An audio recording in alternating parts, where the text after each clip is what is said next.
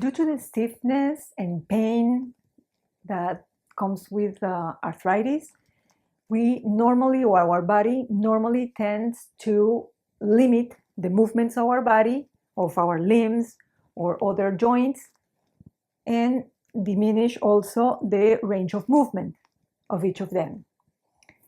The result then is to reduce mobility, articular pain, and more. So what I offer to you is to start, first of all, and before approaching the exercises for arthritis, that we concentrate in aligning or learning an alignment of your body before we approach the exercises for arthritis.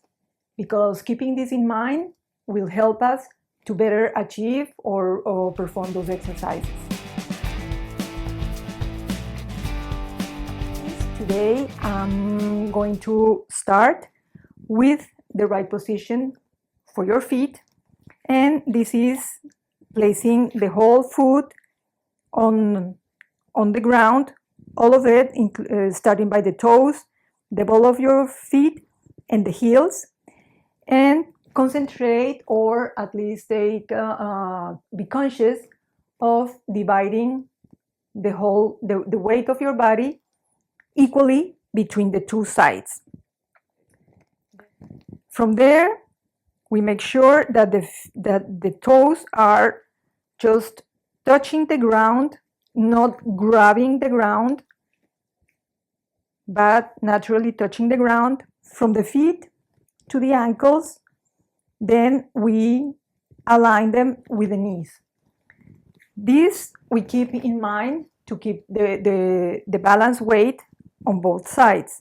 Often occurs that when people stand, they tend to block the knees towards the back, putting pressure in the back muscles. And the idea is to have them, for those people, to have them a little flexed, consciously flexed towards the front. You will realize that there is a relief in the back muscles, and then that you start to engage the front muscles of your legs or your quadriceps.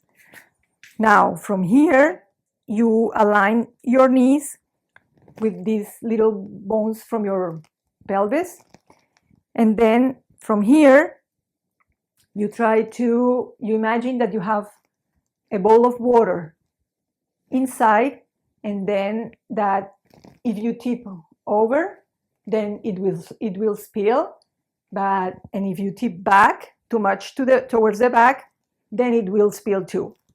So imagine that you are holding that bowl, and that you don't want that water to spill. Now, from here, the other tip to keep this balance is that you make sure every time that you remember to tuck your belly in and your glutes to press against each other in the back. This automatically will change the position and the alignment of your hips. From here, you think of your hips and the little bones that you have here, that there are some corresponding bones here in the shoulders, and that you want to keep them in line. That's the key. And from here, you try to lift a little bit the chest, and then that you will see that automatically the shoulders will go down and in a relaxed manner. And this is the right posture.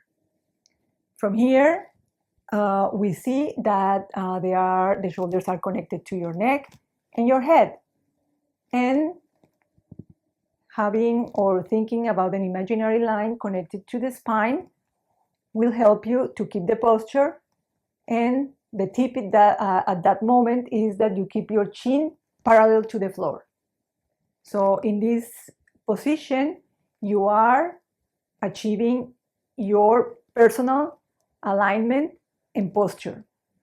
And this is a posture that you can remember try to remember during the day in different activities, or if you're standing online or waiting for a bus, or in another circumstance that requires you to stand for a while. I hope these tools help you to achieve your posture. And now we are going to see the right sitting posture for you.